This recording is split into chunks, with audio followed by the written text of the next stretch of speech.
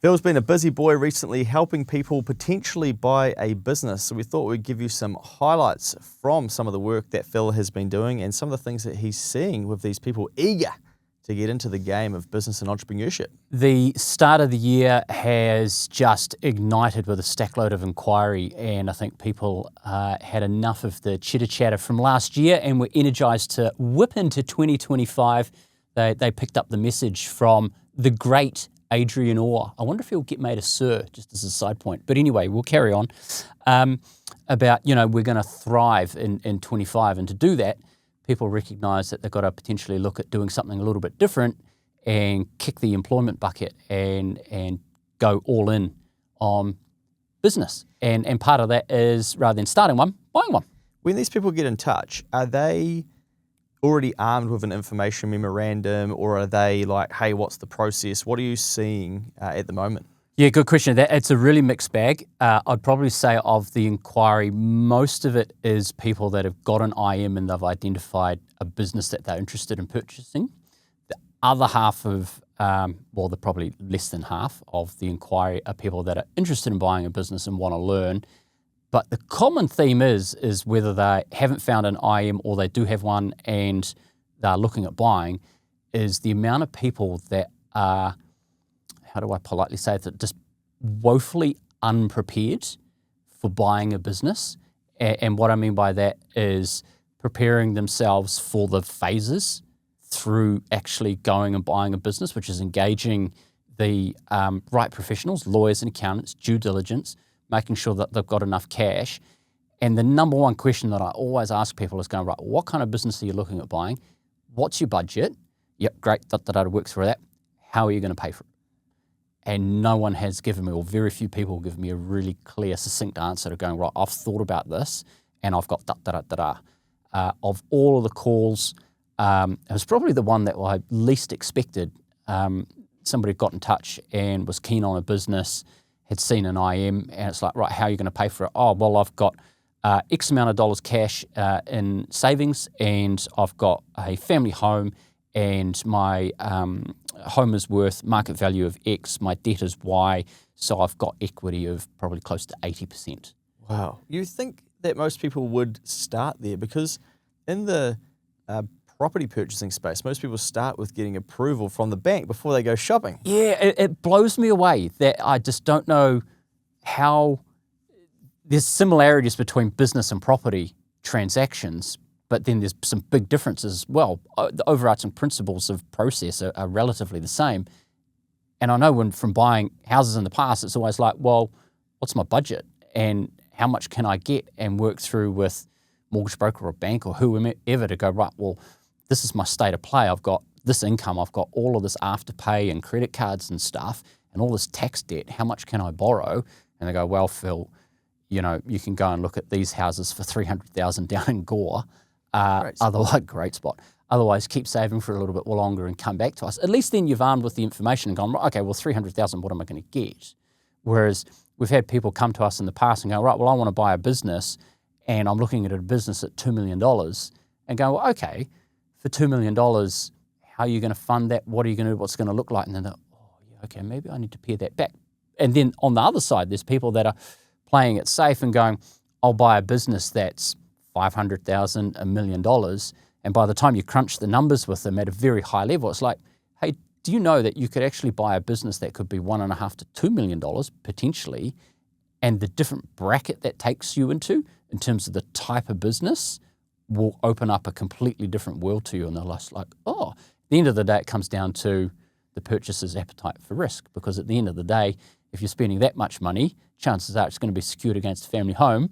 And when you say to them, once you're going through due diligence, are you prepared to lose your family home if it all goes pear-shaped? And then you see them clench. Yeah. And so then how do they then find out whether they can afford it? So then they are going and doing all of that and having those conversations. Yeah. So we get a gauge, we get a gauge from them as to where they're at and their degree of ability to borrow. And it's like, pretty quickly, it's like, yeah, you're genuine, you can go forth. Or it's somebody that's, $1 million, $2 million, they've already done some of the legwork. They know they've got some cash. They've gone off and spoken to their banker. They've got some equity. It's like, great, okay, broadly we know that we can borrow the money. you can get it secured against your house. Happy days, let's go. So yeah, start with a finance broker or directly with your bank. We've had a baby boom in New Zealand, and that means that now 1 in 2 businesses are owned by people over the age of 50. What opportunity is that going to create for people looking to buy these businesses? I think there's a huge amount of opportunity out there for the purchasers, but there's probably a reluctance from these boomers of letting go because they've been so comfortable. And then from what we've seen of the businesses that we do look at that are owned by these baby boomers is one or two things. They haven't thought about it and it's unplanned, that they just wake up one day and you go, you know what, I've had enough, I'm going to sell my business. And then you go to look at the numbers and you're just like, whoa, this is not something that's been dressed up for sale. That's probably good because they haven't had a chance to go through and tweak the numbers, or it's a business owner that has had a plan and has decided to go, right, I'm going to work for the next 2 years to get my numbers really tidy and then list it for sale. Do the IM. The IM's going to have current year, previous 2 years, look sexy. Phil, can you come and help me with this business purchase that you want to look at? Yep, sure can. Let's do due diligence. Let's ask for 5 years of financial data. And I tell you what, it sticks out like dog's nuts when you can see year 1, year 2, year 3, year 4, year 5, year to date sale. And it's just like, what's changed here? Oh, there's some inconsistencies with these expenses and there's some changes here, gross profit. And it's like, yeah, you guys have been milking this one leading up to sale. But there's just things for people to look out for when buying a business. But I think a lot of baby boomer businesses are unprepared, ill-prepared, because they haven't thought about succession plan. I think it's just that great New Zealand thing of like, she'll be right, and they're really complacent to sit back. And a lot of these businesses are really good. They fly below the radar, things that you've never heard of. They're doing great stuff, making great money, and they get to this comfort phase where it's spitting out a reasonably consistent profit. They're able to chuck through some expenses that may be business, may be personal, and enjoy the fruits of the income. And they've got a structure in there that lets them to be able to enjoy it. But beyond that, there's not much more to it that goes, oh, gee, there's actually a business here that doesn't rely on me, because when we peel it back, it's just like, oh, gee, hang on a minute. You don't have systems and processes in place. Everything's all just done on handshakes and phone conversations. It's like, well, what systems are you using? Oh, we've got Xero that does our accounting, and then everything else for orders and bits and pieces. Oh, we've got Jenny over there. She picks up the phone and she'll just write down orders on a piece of paper, and then they'll get passed to Frank in the machining department. He'll do it all, and it's just like, whoa, what are we doing here? So there's just a lack of implementation. It still astounds me, a lack of implementation of technology to be able to get efficiencies through the business. That's one big one. The other opportunity for purchasers that are looking at these businesses, because they're still trapped in the baby boomer mindset, they haven't found new ways of doing things to be able to get in front of other eyeballs. So it's all the traditional advertising and marketing stuff. And the amount of these businesses that are still advertising in the yellow pages. No way. Your way. Oh, wow. Yeah. And then it's just like, oh, we'll sponsor the local rugby club or cricket team or netball team or whatever it is. And oh, there's this advertising thing, and it's, just a one-off. But there's no consistent advertising spend which would show that there's some kind of strategy in place to go, right, we're serious about growing this business or retaining our place in the market by protecting our turf to make sure that everybody knows about us, whether they're ready to buy or not. It's just gone. So we're relying on all this previous goodwill. And for a purchaser, yes, that creates opportunity, but at the same time, there's a massive degree of risk there, because we're relying on a transition from the boomer vendor transitioning those relationships to you as the purchaser, and then you being on really good terms with your customer. And if you've got hundreds of customers, and let's say you've got 10 that bring in 80%, 70% of your revenue, you've got to win all 10 of them over. And that's really hard to do. Because if you lose those, then you lose the revenue, and effectively the business isn't worth what you paid for it. So then you've been double smacked up. 100%. And I think that's where, if you had systems and processes in place and it didn't rely on picking up the phone and talking to Bruce, or talking to Bruce and getting Bruce to say, hey, look, give Jenny a call, that it was actually, no, let's move you into a system where, hey, you can log on here and you can place your orders. There doesn't need to be all this contact. Yes, because we're using technology, it doesn't mean that the end product's going to change. We're still going to do it really quickly. We're going to do it really well, and we're going to guarantee delivery and timeframes and all of that kind of stuff. It's going to free you up so that rather than waiting for your customer to give you a call, you can call them. I wonder if it's worth for some people actually asking the business that they're working at, if they are working in one of these businesses where 1 and 2 business owners are over the age of 50, hey, what's your succession plan? Are you thinking about selling? And maybe you work in a business that you want to buy into, and you don't have to buy the whole thing in one go, right?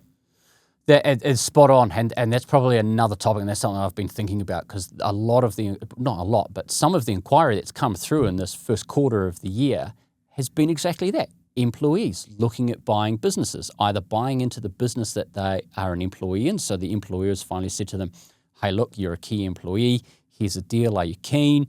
They get us, we help them through it. Or it's an employee that's just like, hey, I've got this dead-end punishing corporate job, I'm sick of it, I want to go and get into a business. And I think those ones, in those kind of businesses, that's a real risk for the business owner, because they've got some real exceptional talent in there that they're just scared of letting go of the asset that they've built up.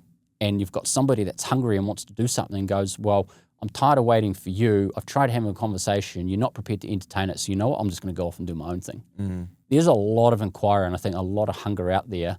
And as more of these baby boomer businesses come online, the younger people that are motivated and have got the capacity to be able to borrow the money will just go, bugger this, I'm out of my punishing corporate role or whatever it is that we're working on, I'm going to buy a business. Well, if 1 and 2 business owners are over the age of 50, you'd think over the next 20 years, there's going to be a tidal wave of businesses coming to the market. It'll be huge. Yeah, absolutely. It's a stack load of opportunity. And I think coming back to that point, the opportunity for, if you're a purchaser, is if you found one of these businesses and you know that it's owned by a boomer, it's going to be pretty blooming obvious, because you're going to meet them and shoot the shit beforehand. I mean, that's pretty typical. As I say to a lot of these business owners or potential business owners, the purchasers, you don't need to engage us to do due diligence. You can do your own due diligence. It's just asking the right questions and making sure you're not getting fed bullshit, and then understanding and interpreting the information correctly. And you can go and meet the business owner and just talk to them and understand how they work and their vibe. You'll soon pick up, are they a baby boomer? And if they are, you'll then be able to go, right, I've got the IM, I know that they're a boomer, I've got some data here about the business initially. I would encourage everyone on the purchasing side of a transaction, irrespective of how big the business is, get some help straight away. Straight away. A lawyer or an accountant. If it's an accountant, Next Advisory, naturally. Why? Because we're good at what we do, and Google says that. Well, we'll get to the Google. Well, I just saw you bring that up, which made me prompt to say that. But to illustrate that, we've had a number of clients get in touch with us and say, hey, look, Phil, we're looking at buying this business. And we're like, great, give us the IM, let's talk about it. And like I always say and enjoy sometimes saying appropriately or inappropriately otherwise, let's give it the sniff test.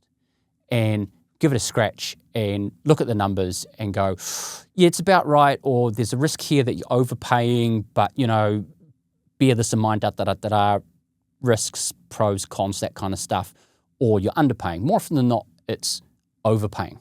And we've done a couple of evaluations recently on some of these businesses, and you feedback the valuation report, and in a couple of cases, we've saved respective business owners over $100,000 each just by putting in that hurdle or that check step of going, right, okay, I've got all of this initial information. You're asking for $900,000 for this business. I think it's not worth that much. I'm well positioned as a purchaser with the money and the time and the education and everything to go through this properly. I don't want to risk losing $900,000 for the sake of actually overpaying. Go and get it valued. Oh, it comes back at $750.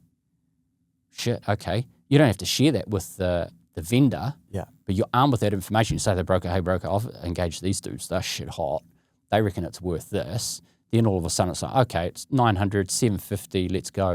Let's go 775, 780, 800. All of a sudden, there's $200,000 for the sake of taking a week or two to get a valuation to substantiate the numbers to make sure you're not getting ripped off. So there's a couple of real-life examples there that we've done recently where purchasing clients have saved themselves over $100,000 each, and they are supremely grateful for that. So that's opportunity number one. I think on the back of that, once you've got comfort that the numbers stack up and you're going to get a sale and purchase agreement, depending on the nature of the business, you've got an opportunity how you structure the deal. I would encourage, where there's a massive reliance on the outgoing owner, the boomer, to leave some skin in the game.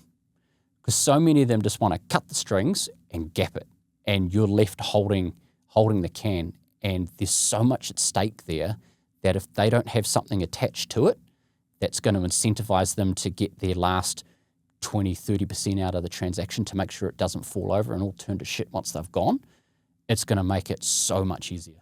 So particularly in a business where there's so relationship focused and you need those relationships to transition over to you as the purchaser really smoothly and easily. Because if they cut it and go, then it's up to you and going, oh, gee, and then you go and meet Bob, and then Bob doesn't like you, and then Bob then starts talking to your competitor. Whereas if baby boomer business owner was just like, yeah, nah, Bob, this is new purchasing dude, manage the relationship over the next few months, then by the time some metrics are done. And that can be achieved a number of ways. They can either leave some equity in, do vendor finance, just a whole heap of ways of going, right, if we achieve this, then Y is going to happen. And that's just a security blanket for the purchaser to go, okay, as a boomer, you've been complacent, and because you've been complacent, that creates risks. So let's just keep you tied to this to make sure that this isn't going to fall over on the day that you disappear. I think there's a massive opportunity there. The valuation I touched on, and then engaging the right people, lawyers. And I would encourage, if you're working with a lawyer, it's not going to be, and this is no disrespect to the lawyers out there, but it's a specialised area. You're not going to get your local family lawyer or your property lawyer that does the conveyancing to help you with due diligence on the purchase of a business. You're going to want somebody that's got experience in this field. And there's nothing wrong with asking the lawyer and saying, hey, look, I need help with buying a business and I need support with doing due diligence. What experience have you got in this area? Is this something you can help me with? If you can't, can you recommend me somebody who can? Because there'll be employment agreements to review, leases to review, sale and purchase agreement to review. If there's vendor finance in there, there'll be an agreement. Lots of commercial stuff. You need a smart person to highlight all the risk and opportunity that could slap you in the face. Well, that is exactly what popped up in the Google review recently, where that's what they were saying they got your help with, right? Where they wanted someone independent to help them look at this business purchase so that they weren't just relying on the vendor's accountant. Yeah, spot on. It's the vendor's accountant is always going to juice up the numbers. And again, in the IM, there's going to be the add backs. And that's the other surefire way of going, oh, gee, okay, there's a profit and loss statement and it's year to date, 2-3 years history. And then all of a sudden there's an add back section and it can go to pages long. It's like, oh, add back international travel. And it's like, well, why are we adding that back? Oh, well, it's a conference that the business owner goes to every year for business purposes. Yeah. And then there's motor vehicle add backs. Well, why are we adding that back? Oh, because there's 2 business motor vehicles in there, one for the business owner and one for the wife who works in the business. And it's just like, okay, right. And when there's a number of add backs, it makes it really hard for the incoming purchaser to go, what's normal? And then when we try and do a forecast, and that's a really good reminder of the last piece, you definitely need to do, or we would highly recommend that you do a forecast for the first 12, 18-month period. It makes it challenging to do a forecast of what your first year is going to look like because of all of the add backs and knowing what's real and not real. And we don't want any surprises because we want to be able to go, what is the seasonality of cash? Where's it going to be at its highest? Where's it going to be at its lowest?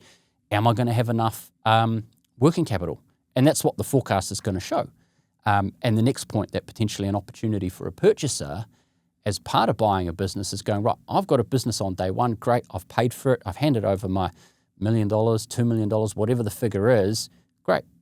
Well, we all know that with New Zealand businesses, we love 20th of the month following. Oh, yeah. So we're going to buy this business in May, we're going to do all this work, send out all of invoices, yes, we're crushing it. And then we're not going to get paid until the 20th of June. Meanwhile, in May, and until the 20th of June, we've got rent to pay, rates to pay, insurance, an accountant, we can't forget the accountant, salary and wages, and purchases of more stock to be able to keep producing more of what it is that you do. Where's the cash going to come from? There's no money tree that I've invented yet. It's coming. So that's working capital. How much do you need? Do a forecast, and that will show you going, okay, right, month 1, 2, 3, and you can see the bank balance trend down and go, right, that's where it maxes out. We did one the last couple of weeks. Brand new business owner buying an existing business. And it's like, right, great, you're going to buy this. And then exactly that, month 1, 2, 3, 4. And then we know that in month 4, bank balance gets max OD limit here. So we recommend that as part of arranging your finance, that you arrange an overdraft for a minimum of this, add some fat so that there's no surprises. And they're just like, oh, shit, that's some useful information, because I didn't think that I'm going to need to have some additional cash over and above the purchase price to tip into this thing on day one. That's why you get advice from people who have done this before. Oh, 100%, yeah. Hey, speaking of add backs, I guess they get really subjective, because let's say that I'm selling my business and every year I sponsor the Warriors for $20,000, right? Smart investment. Now, you would come along. This is our year. Yeah.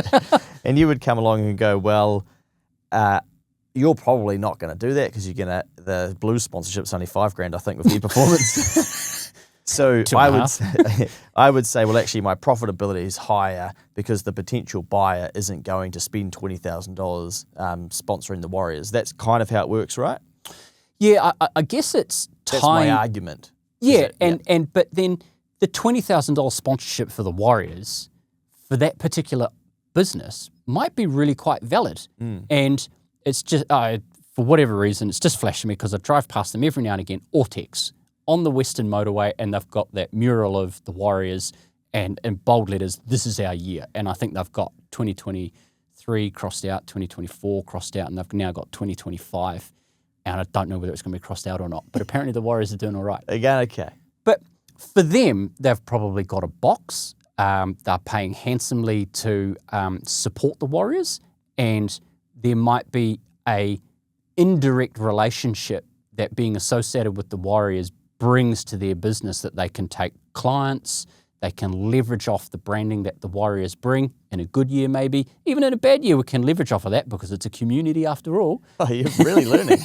The Warriors marketing is very strong. It's impressive. It's a machine. So there could be arguments there that provided there is substantive evidence that shows that it's being used to nurture relationships that are ultimately going to lead to income, and we can say, hey, look, we've got the Warriors thing, and because of the Warriors, we've generated this, this, this, and this. If we didn't do that, then we wouldn't have had this, this, this, and this. And you go, okay, cool, right, okay, well, as part of buying this, the Warriors are coming on board. Happy days, let's sign up. I need to learn about rugby league real quick. Yeah. But if it's just like, I've got my Warriors sponsorship for $20,000 a year, and it gives me my box, and I take my mates and we just go and sink piss and drown our sorrows, and you can't show that you're impacting your bottom line because of that, through relationships, new clients, all the stuff that I was just talking about, chances are that's something that, oh gee, we need to be adjusting that. Because I assume the seller is always trying to fluff up their profit, right, to then increase the value of the sale price. 100%. And the sale price is based on the profit, and it's the profit that's adjusted for add backs. And that's why we need to have a really good look at the add backs to go, is this actually normal? Are there any surprises in here? And therefore, is the valuation that they're asking for appropriate based on the profit that they think it's generating? Yeah. And by the time you look at it and go, actually, hang on a minute. No, this isn't quite right. Let's tweak this numbers. The profits actually comes out different. The multiple's not that standard 3 that everyone thinks it is. The multiple's actually different. Multiply it by the multiple that we think it is. Boom, we've got a different number. Yeah. But business valuation is very subjective. As I say to a lot of purchasers, you could talk to 3-4 different people and get 7 different valuations. Helpful. Yeah. Super helpful.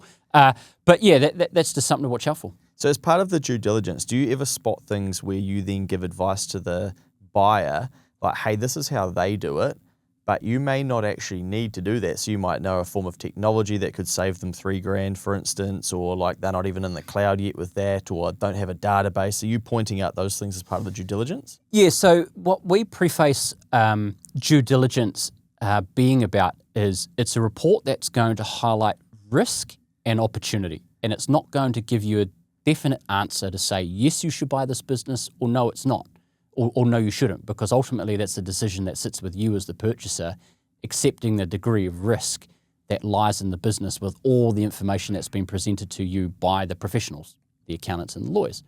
And when we're looking at a business and going, hey, look, yes, it's pretty easy to spot risk.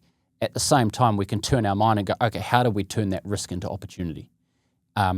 Ultimately, that's really hard for purchasers to understand because, as we know, the human minds just so naturally gravitate towards the negative and the risk. And we've just recently completed due diligence on a business like this. It was a baby boomer business. It was in that $1 to $2 million bracket. The purchaser was securing against the family home, just all the stock standard stuff. And they'd done a huge amount of inquiry themselves, asked some really good questions and got a whole heap of answers. And then they engaged us to do the due diligence. We go, right, well, let's go and ask this. And then we go, well, despite the P&L showing these great numbers, let's scratch below the surface and actually understand what's actually happening underneath the business and some of the numbers. And one of the things that ultimately freaked this business owner or purchaser out was working capital of going, yes, you've got half a dozen or so really great customers, and we're talking big. And yes, they ultimately pay, but you're financing them because they don't pay 20th of the month following. They're 60 or 90 days because they're big cats and they think they can get away with that. So you're having to pay your purchases and your wages for so much longer. So you're going to have to come up with so much more cash. Then the other thing that we did is going, well, okay, what if you lost one of these customers? How's that going to impact the performance of the business? Let's work out break even. Current break even point of the business is $X. And they're like, oh, if we lose one of our customers, what does that do to the profitability of the business and impact break even? You lose one of those customers, it's all over Red Rover. Wow. Yeah. One customer, one of these people, and they're not on contracts. It's all just on a handshake. Sheesh. Because that's the way the boomers roll. You know, down the old local rugby club, let's sink a few cans. Yeah, mate, relationship's good. I'll keep selling you stuff. Yeah, choice. Happy days, buy you another round. All of a sudden the business sells, there's no relationship. Oh, well, why am I with this guy and I'm paying a slight more premium and I can go over here and get it done cheaper? Or I think some of the biggest threats that people don't appreciate is, or that they forget, is we're in a massively international economy and it's so much easier to trade internationally now. And so much of what we do, you can go and buy it overseas, and if you're prepared to wait a couple of days or a week, so time isn't a big thing, quality, it's getting better, you could potentially get it done overseas for a fraction of the cost. Well, mate, as these businesses come to the market, I think the business brokers are going to be busy. Or will they ever? Yeah, They'll be down to the European car dealers, surely. Yeah, we might see some of the real estate agents moving into businesses for some of the bigger transactions. Who knows? Yeah, maybe. Yeah. But if people want to get a hand with what they're looking at buying or valuing or due diligence, anything like that, I'm pretty sure you've got a Calendly link on the website where they can find that to book a time to have a chat, and they send all of the information over before the call. Yeah, there's a couple of preface questions, just some background information. Who are you? What are you looking at buying? Have you got the documents? What are some key questions? Book a time, either upload those or send them through separately. Have a quick digest, high level, jump on a call for half an hour and let's chat through it and see how we can support you or answer your questions to be able to send you on your next step to eventually buy a business. I think there's been the odd time where you've just gone, you know what, actually you've got everything you need. You don't need the advice, right? But equally, we've heard conversations of people buying businesses without getting any advice, and we're like, holy shit. It's a little bit like someone going and buying a property and spending hundreds of thousands of dollars and not actually going through the process of getting it reviewed in terms of like council LIM reports and even building reports, like all of that sort of checking out the roof, checking out underneath, checking out what the neighbours are going to be doing. But people go and do it, hundreds of thousands of dollars. Oh, I brought the business. What do you mean due diligence? Hey. Oh, it's spot on. And I mean, so many people will be like, I've just bought the business. Nah, I didn't need to worry about DD. No, I've got this. I got it for a bargain. And they got sold on the IM. And as a purchaser, you got to look at the IM as essentially it's a dirty magazine. It's glossy, great pictures, and it's supposed to make you feel good. And when I go through an IM, I go, right, where's the emotive language and where's the data?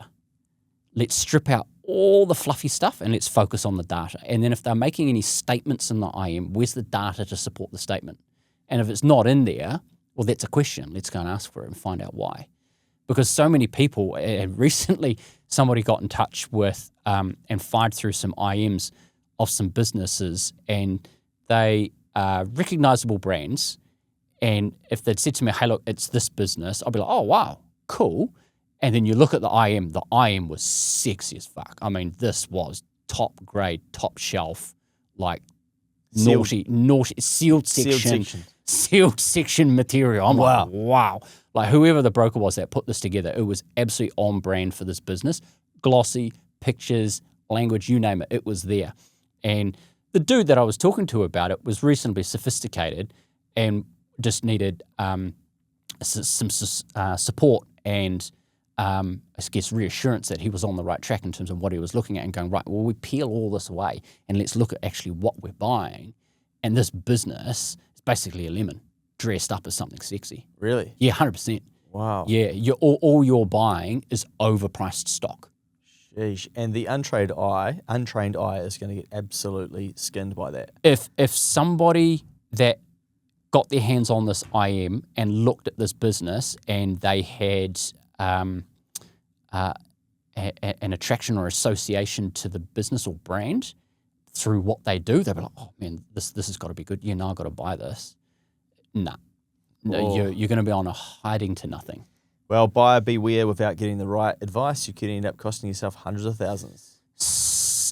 Yeah, absolutely, mate. And I think, like you said at the top of the pod, there's a stackload of boomers that own these businesses, and in the next 20 years, as they look to retire, they're going to want to sell the businesses to free up the capital to go and travel, to go and invest, maybe in the NZX, who knows, Heartland Bank, Kiwi Bank are looking for some money apparently. And to do that, going to have to sell the business. And the opportunity for the purchaser is so many of these boomers are unprepared.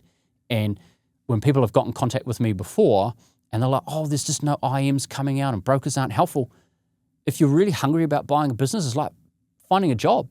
Knock on the door. Yeah. Pick up the phone, talk to some people, make a comment on LinkedIn and just say, hey, does anyone know? And people are, oh, I don't want to make it public that I'm buying a business. Oh, why not? It's something to be celebrated. It's exciting. It's a darn sight more exciting than buying a house. Yeah.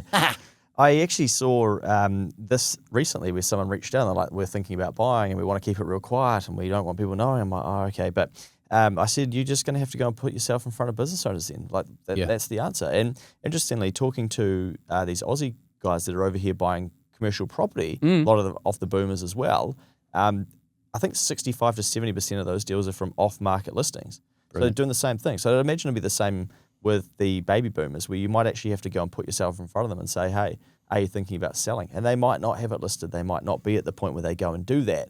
But of course, you've got the likes of Link, Kakapo, ABC Sales. If you just trade me listings and whatnot, there are so many businesses out there for sale. Yeah, spot it. It's like buying a house. Like, be interested, get the information, read it, learn it, understand it. Unlike a house, though, you're not going to find something in 2, 3, 4, 6 weeks. I mean, that would be an absolute unicorn. I typically preface conversations with prospective purchasers saying, look, it can take some time to find the right business because it's not like buying a house. It's a really illiquid market. These businesses don't come up very often. And when they do, there's going to be a lot of interest. So you need to be prepared to jump on it and act real fast when they do come up. And that's going to mean having the team around you, making sure you've got your pot of cash ready to go rather than being in that reactive space and going, gee, and then feeling like you have to be rushed. I think from the macro as well, if you're in a position to potentially buy now, it could be a good period to do it whilst other people are on the sidelines because they can't because of their borrowing conditions with interest rates and loan to value ratios and all those sorts of things. But if you're ready to do it, you can potentially get a bargain before more potential buyers are. And let's just fast forward. Maybe you buy a business and then over the next 10 years, you build it up, you refine it.